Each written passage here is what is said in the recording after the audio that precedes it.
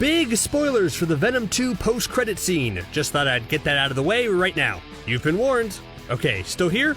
Good. With the post-credit scene monumentally changing the game by putting Venom and Tom Holland's Spider-Man on a collision course, that's understandably all anyone's talking about. But let's not forget the villain that was teased at the end of Venom 2 before the credits started to roll. That's right, it's Toxin. Is there a place for Toxin in the inevitable Venom 3 now that we're dealing with the multiverse? What's the best way to include him in the story? Well, we'll discuss some options right now.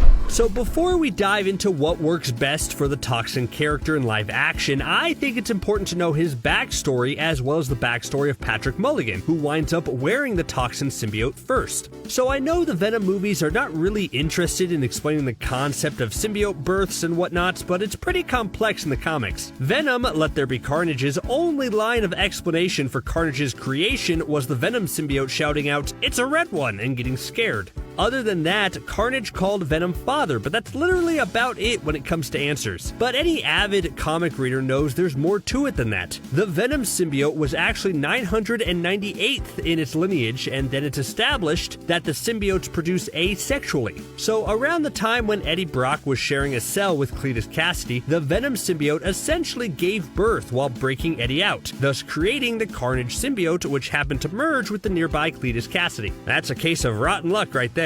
So that made Carnage the 999th in its lineage, and we all know what comes next. When it came time for it, Carnage produced another symbiote, big number 1000. Only this time things were a little different. Carnage knew that this offspring would be more powerful than him, so he wanted to destroy it. But Venom had a different idea and wanted to raise this new symbiote as a partner. Venom named the new symbiote Toxin, and it ended up fused with New York cop Patrick Mulligan. Venom eventually realized that this symbiote was too powerful, and Patrick was really trying to be a good guy, so that resulted in Venom and Carnage teaming up in order to try to destroy it to no avail. Patrick then gets a fascinating character arc as he struggles with controlling the powerful new symbiote and staying a good man. They eventually reach a compromise where Toxin can have 2 hours of playtime each night if there's no theft, arson, or homicide involved. So it's a pretty complex character dynamic that ends tragically when Patrick is tragically beaten and his life is cut short.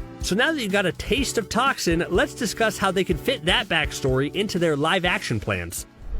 So the big question everyone has after Venom Let There Be Carnage's game-changing post-credit scene is what exactly happened. Did the Sonyverse and the MCU merge together thanks to some multiverse shenanigans, and now every character who was in the Sonyverse is now in the Marvel Cinematic Universe permanently? Was it just Venom who made the jump over? Remember, right before the big event, Venom was about to mind meld with Eddie to show him the secrets of the universe. Did that have anything to do with it? Is it permanent or temporary? So many questions are happening now that I wish the post-credit scene gave us a bit more than Venom licking a picture of Tom Holland, don't you? Well, let's say for this point that Venom's world and the MCU are now exactly the same. It brought over everyone in Eddie's life, which means Detective Patrick Mulligan, played by Stephen Graham, and everyone has to deal with this sudden shift in reality. Or maybe not. Maybe they can work out some science-y mumbo-jumbo and say Venom and Eddie still have all their memories of their timeline because of their psychic link and special symbiote powers. So that would mean anyone with the symbiote would remember the original timeline, and it just so happens that Detective Mulligan is now experiencing a change of his own.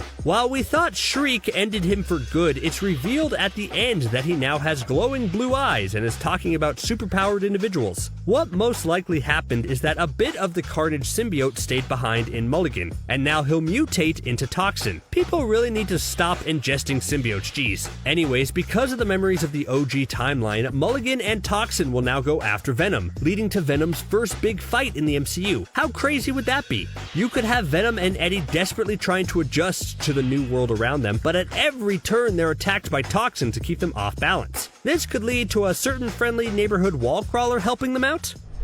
Okay, so we know Spidey and Venom are going to meet up again on screen. At least, I hope so. How lame would that post-credit scene be if Venom 3 starts with Venom waking up and saying the events of Venom 2 were all some wacky dream? You know, after the craziness of Venom 2, I wouldn't be that surprised. Anyways, as I mentioned before in this scenario, if Toxin attacks Venom while Venom is trying to get his bearings in the MCU, maybe Spider-Man will swing to his aid. Yes, I know we all want to see Venom fight Spider-Man, but I actually think a team-up to take down a bigger threat is better for this current situation. Look, in the comics, the reason why Venom and Spider-Man make such great enemies is because Eddie Brock hates Peter Parker and the Venom symbiote was Spidey's suit for a while. There was a legitimate connection, and that's what makes all their battles so epic. Right now, if Spidey meets Venom, he'll just say how they sorta look alike, and that's about it before the punches start to fly. What's really the point? But if you have them work together to take down Toxin, then you actually have a much more interesting story by having the two characters, or should I say 3 characters, meaning Eddie, Peter, and Venom, all learn from one another. Venom and Eddie could learn more about being an actual hero. Venom 2 saw the pair take the next steps to officially become the Lethal Protectors, so the logical progression is them trying it out but not quite succeeding at first. Spider-Man could teach them valuable lessons and vice versa. Think about it. The big thing about Peter Parker's character is that he's a photographer for the Daily Bugle, but right now our Peter has shown no interest in that kind of work.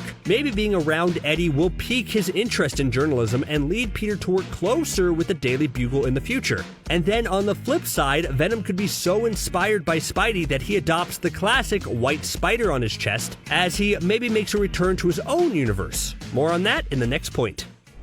Let's present another option here. We know Venom 2 ends with the Spider-Man tease, but what if that's all resolved in No Way Home? What if the events we're seeing in Venom 2 take place during the events of the MCU's Spidey's 3rd film, and it all resolves itself at the end? If Doc Ock and Green Goblin are arriving from different universes, then why couldn't Venom, right? And chances are the end of No Way Home will end with things in some semblance of normal, and the timeline's more or less fixed. That means whatever Venom and Spidey confrontation is happening will happen in No Way Home, and then Venom will be punted back to the Sonyverse for his 3rd solo movie. That's honestly probably the easiest way to do it. Look, I may get some flack for this, but I actually don't mind if they keep the Sonyverse and the MCU separate. I don't need a Spidey to fight this specific version of Venom. I mean, unless a lobster tank is involved, then I guess I'll watch. Anyway, by having multiverse shenanigans that more or less reset the status quo and send Venom back to his own separate universe by the time of Venom 3 would mean we get more time with Toxin. Like, if we continue on this MCU trend, then there's no point to have Toxin included at all, which would be kind of unfortunate. So let's say Venom is back with a renewed sense of heroism for Venom 3 after an encounter with Spidey in No Way Home, but now he has to deal with Patrick Mulligan and his new symbiote Toxin. This immediately sets up an awesome conflict. Mulligan is obviously a cop who now has a serious bone to pick with superpowered vigilantes like Venom, but now he's granted the powers of the symbiote, and that clashes with his law-abiding tendencies. Meanwhile, Venom is trying to figure out the balance of being a hero in this universe outside the confines of the law. Picture it. Venom works off his own version of justice while Mulligan both tries to stop him and do his own type of police work with his symbiote helping. That's a great conflict and is actually rooted in a connection the two symbiotes share. One of the big flaws of Venom 2 was the relationship between Eddie and Cletus. They weren't similar at all, despite Cletus dropping that "we're not so different, you and I" line that bad guys love to use. If they go with this plot, then you have a villain like Mulligan who's actually sorta similar to Venom. So my vote is for the last point I made, but let's explore some other options. We know that Venom 2 feels a lot like a love story between Eddie and Venom, so what does a romantic comedy sequel need? A new love triangle. That's right, could the Toxin symbiote actually be a romantic foil to Venom? I mean, it's possible. Venom and Eddie always seem like they're on shaky ground, and although they resolved most of their issues by the end of the sequel, could a brand new, shiny symbiote actually give Venom a run for his money in terms of vying for Eddie's heart? Well, all I'm saying is that there's a slight comic precedence for this. There's an arc where Eddie merges with Toxin for a bit, and it goes really well for a while, with them even chasing down the Venom symbiote. Now, obviously Eddie and Venom are OTP, and they'll end up together at the end, but a different way to highlight another symbiote battle would be presenting a symbiote that actually might be a better match for Eddie. What could Toxin offer Eddie that Venom can't? Well, besides being faster and stronger, maybe Toxin can actually cook breakfast and doesn't throw expensive television sets out the window when he's mad.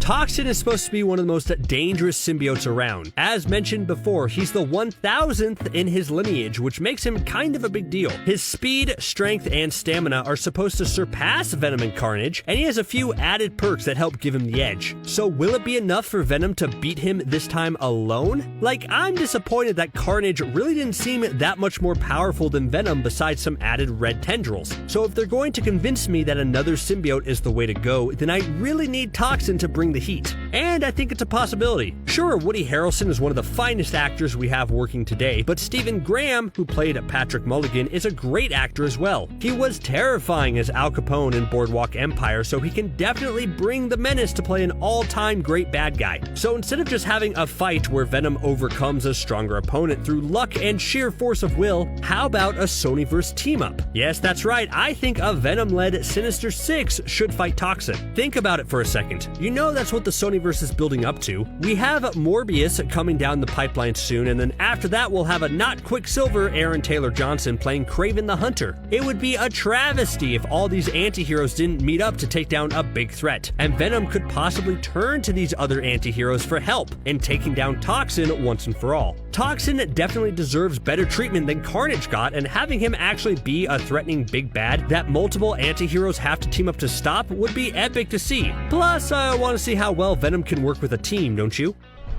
I know the title of this video is all about all the ways that Venom could fight Toxin, and I think I presented a few plausible options with a few more on the way, but I want to first talk about a slightly more comedic spin that could possibly happen with Toxin and Venom in the inevitable Venom 3. So if we look at Venom 2 as a bit of a romantic comedy where Venom and Eddie worked out their relationship and decided they wanted to be together, then the next step is children. Hey, when you have a solid relationship, why not throw a child in the mix for fun? Toxin is the offspring of Venom's offspring, meaning Venom's Toxin's grandpa. I want to see a situation where Eddie and Venom work to raise a new symbiote together, like co-parenting. So instead of 3 men and a baby, it'll be 1 man, 1 symbiote, and 1 baby symbiote. That doesn't roll off the tongue as easily. It's a work in progress, okay? But with the creation of a new symbiote, Eddie and Venom might want to take it under their wing in order to stop it from going insane and stop it from wanting to eliminate and eat everybody in its path. Hey, that's a lesson Venom is still learning himself, so that would definitely be interesting to see. In this situation, Patrick Mulligan is the only wild card here. How would he react to Eddie and Venom trying to teach him how to control his symbiote and working together? It's an interesting dynamic to think about. Maybe it will be like the comics, where instead of Patrick giving Toxin 2 hours of free time every night, Toxin will instead take over Patrick's body at night without Patrick knowing it. Meaning that by day, Patrick hunts Venom and Eddie for answers, but by night, Venom and Eddie train the Toxin symbiote how to be a hero without Patrick knowing. That's the kind of kooky drama you would see at this point, given the trajectory of Venom 2, don't you think? So a lot has been said about Patrick Mulligan and Toxin, but what if we cut Patrick Mulligan out of the story altogether for Venom 3 and just use the symbiote that's growing inside of him? It's certainly not impossible. Nobody's walking out of Venom 2 desperate for more Patrick Mulligan, so if he has to be written out of the story, then there's ways the story can continue in interesting ways. One such way would be the Symbiote Warriors. In the comics, a villain known as Blackheart eliminates Mulligan and steals the Toxin symbiote. He then uses it to merge pieces of the Toxin symbiote with 4 clones of X-23, the little girl clone of Wolverine that we saw in live action during the Logan movie, and creates a batch of symbiote warriors. This would create a new type of threat for Venom and Eddie to face in the 3rd movie. Not just one symbiote on symbiote fight, but rather Venom versus a bunch of them. You could give them all unique skill sets and designs to really make them stand out and provide a suitable challenge for Venom and Eddie. They would have to work together more than ever before and have to rely on smarts and skill rather than just brute strength in order to bring them all down. Maybe that's where Eddie can come into play. Eddie Brock just seems like a horrible journalist in these Venom movies. Sorry, but it's true. Venom solved the case for him in Venom 2. Anyways, this would give Eddie the chance to use his investigative skills to actually research and find a weakness for the batch of symbiote warriors that were created using the Toxin symbiote. There's also other directions for the Toxin symbiote to go. One option is Bren Waters, a teenager who bonds with Toxin after Patrick's demise. It's a strange story arc as Bren asks Toxin to give him an adult body, which is modeled after both Patrick Mulligan and Eddie Brock. We haven't seen what happens when a teenager is bonded with a symbiote, and that would provide an interesting new wrinkle and force Venom to look out for the teenager and show him the ropes to everything. I'm just saying there's a lot of story potential there with different hosts for Toxin. Okay, after all this talk about how Venom can fight Toxin in the future, here's a big question to end on. Should they fight? I mean, yes, it would be cool to see, but we've just had back-to-back Venom movies where the final fight is Venom versus another symbiote. And truth be told, the Carnage one was kind of lackluster. There was nothing to really differentiate that symbiote fight with the one Venom had with Riot in the first movie. So what would the Toxin fight even look like in the end? Maybe it's time to put symbiotes to bed for a bit and have Venom focus on another villain first. Maybe Jack-O-Lantern or Sin Eater would be a good choice for the third movie, and then maybe tease a toxin that teams up with Null in Venom 4. Now that's good franchising right there, right? I'd tune in for that. All I'm saying is that I don't want the Venom series to get stagnant, and that means switching it up when it comes to villains and final fights. Come on, you're saying you wouldn't want to see Venom fight a guy with a giant pumpkin head? You know that would be amazing.